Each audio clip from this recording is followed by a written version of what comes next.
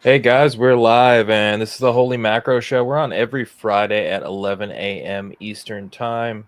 Today I'm a little bit late. We had a doctor's appointment this morning, but or myself, I had a doctor's appointment this morning. But, wanted to talk to you guys about a couple things. We're not going to take too much of your time today.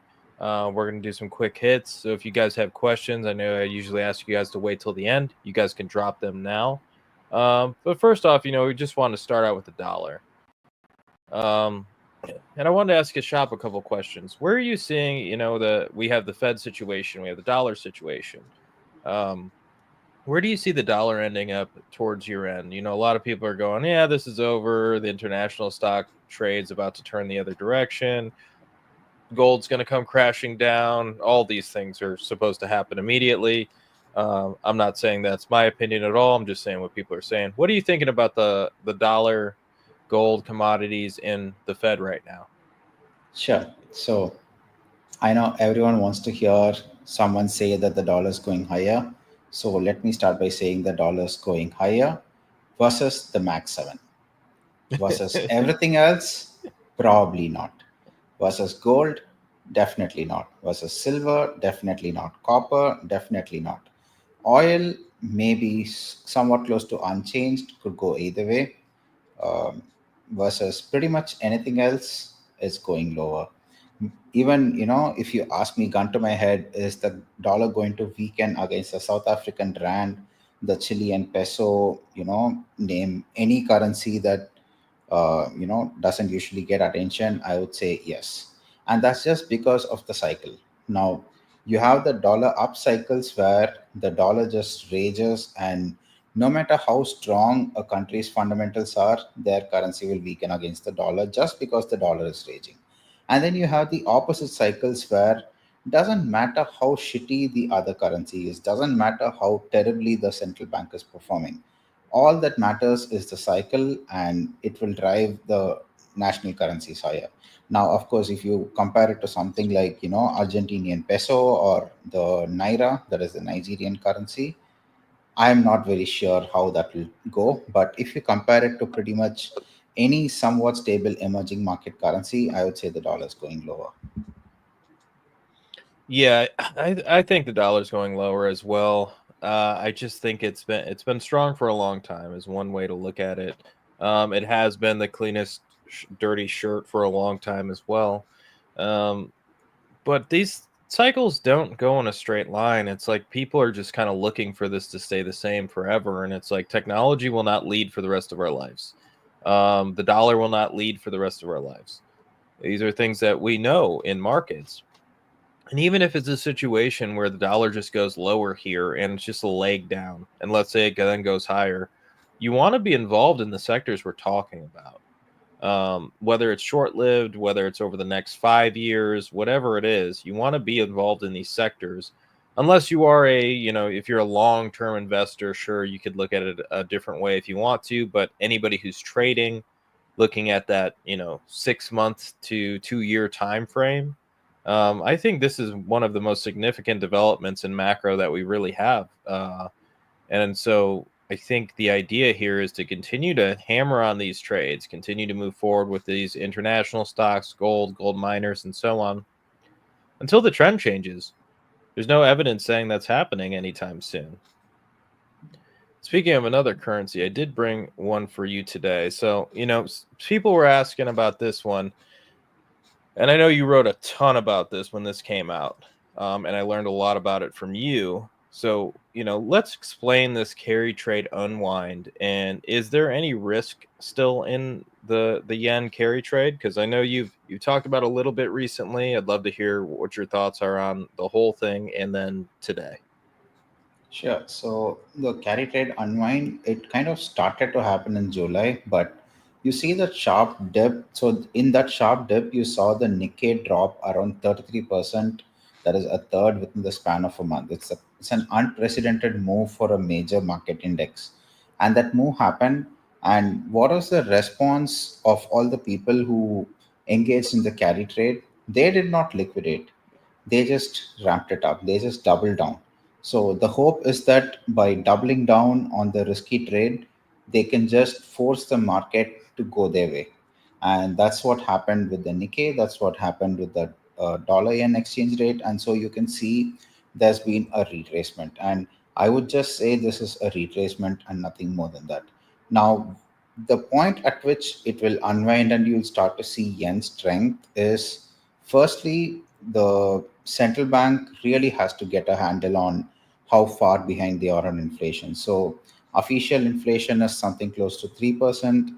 The the equivalent of the Fed funds rate, which is the rate set by the central bank, that's close to 0.25%. And it's just ridiculous. And for them, going from zero or rather negative to zero to zero point 0.1 to 0.25% is something they call as a win. Whereas it's not really a win from the perspective of the consumer, from the perspective of every Japanese person, because what is currency depreciation really? So, currency depreciation, if you look at it, minus all the economic jargon, what's happening?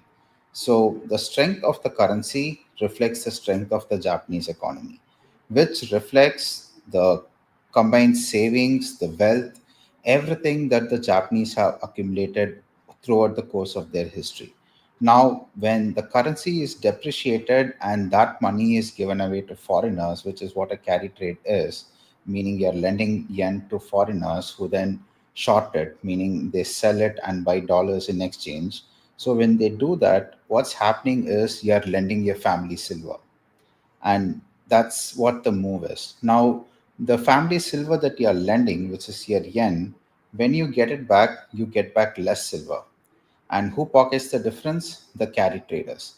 So what the carry trade is doing, it is impoverishing Japan, and that's what's been happening, and it's been happening for close to 12, 14 years now. So there is no way to know when it ends, but it looks like it has ended, and the reversal is going to be drawn out, and I really don't know what the consequences will be, how quickly it will play out. But when it does, you're going to see a lot of people who thought Japan was their piggy bank. They could just borrow infinitely from Japan at low rates and pay back in a depreciated currency, meaning, just take the family silver, do whatever you want with it, give like 90% of it back. That trade is not going to work, and they are going to find out the hard way. Now, what that does is it reduces leverage throughout the system.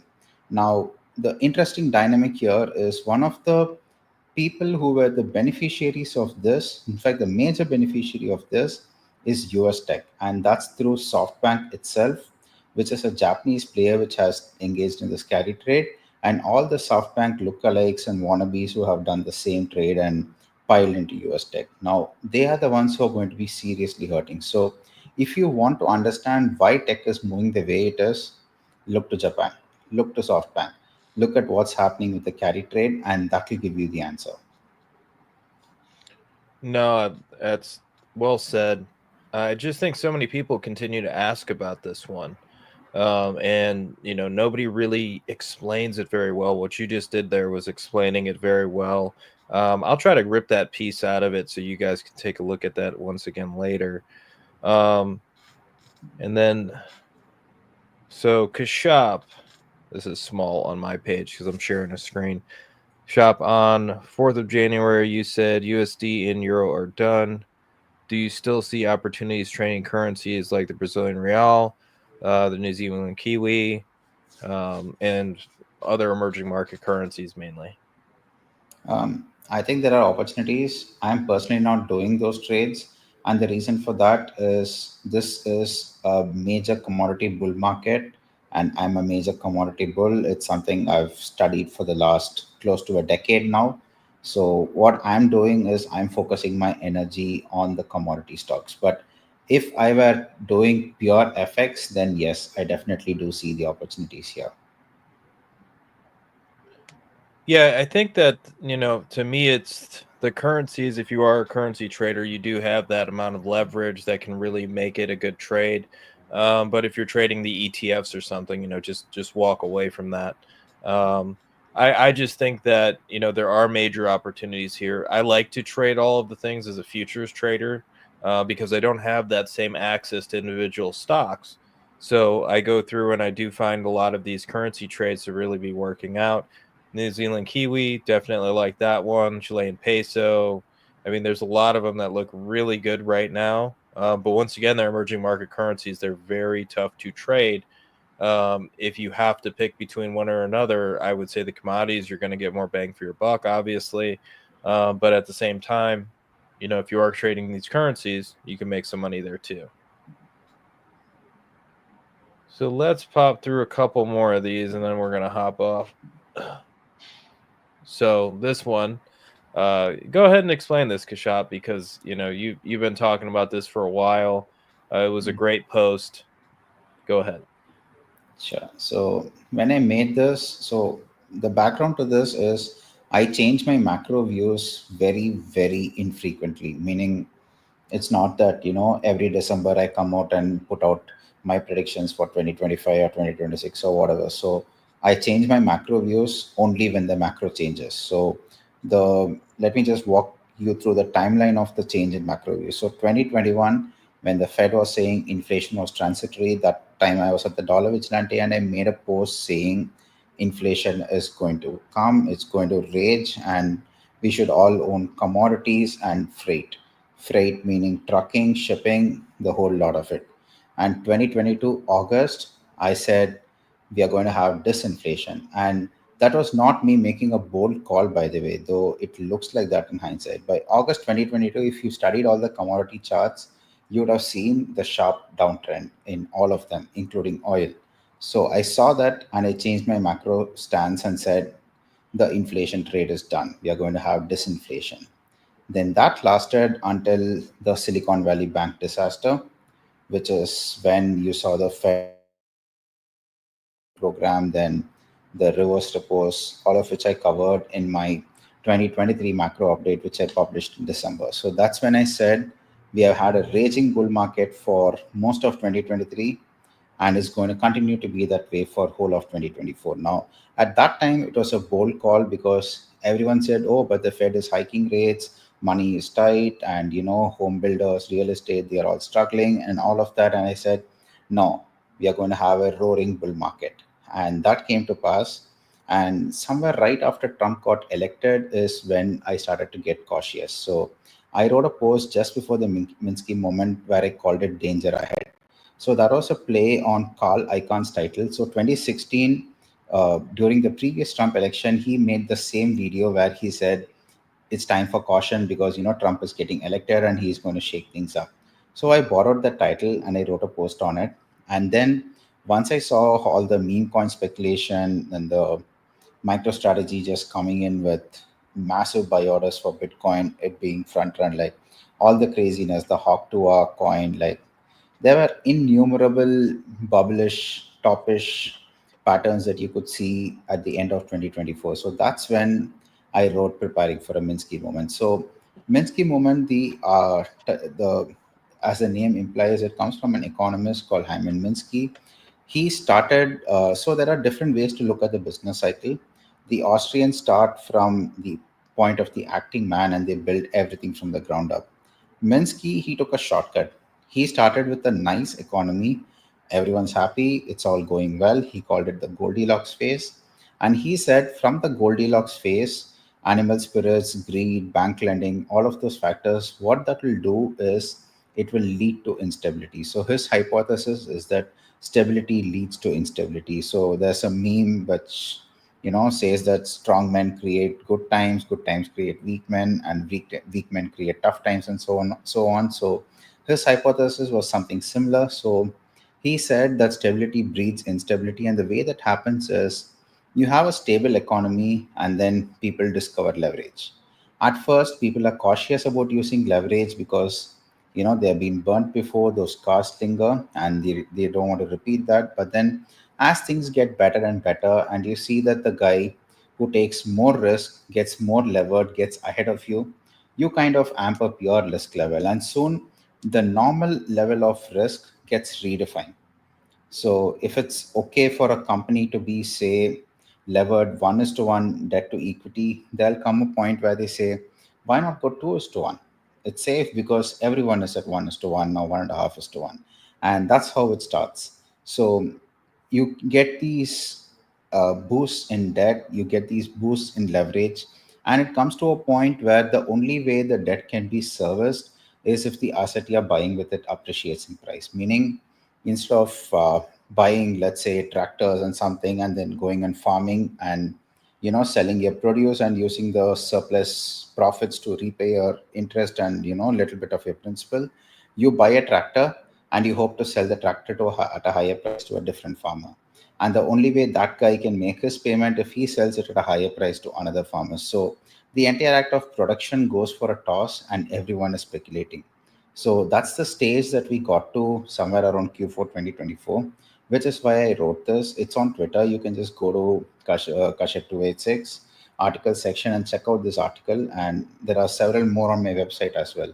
So it's a long explanation, but macroeconomics is complicated. It takes time to figure things out. It takes time to explain it to people. So I really hope you go through this because that this really explains everything that's happening today.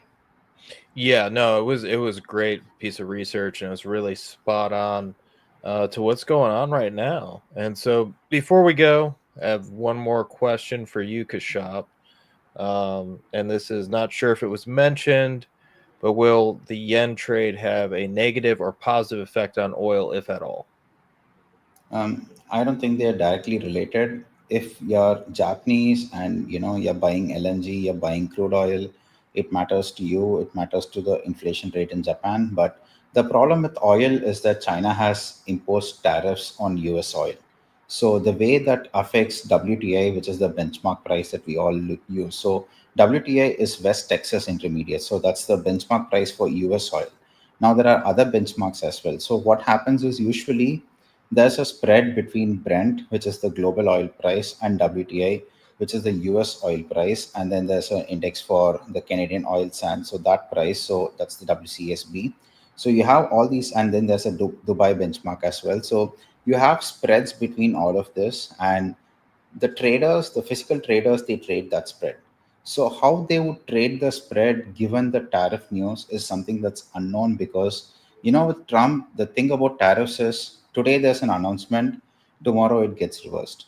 So oil is kind of being used as a political football, and it's very, very difficult to predict where it will go in the near term just because of the tariff issue. Now, if you ask about Brent or the other benchmarks, I would say oil is probably going higher. But the problem is because the spread trade is such a big component of it, it is really hard to predict how prices will wind up moving. No, love it. And I agree. It's not directly correlated, but it's definitely something to keep on watch. So, all right, guys, thank you guys so much for joining us. We're with you guys every Friday at 11 a.m. Also, I'll be on Mondays around 11 a.m. So should be 11 a.m. this Monday, actually, 11 a.m. Eastern time. See you guys then. And thank you for writing in. Bye, everyone.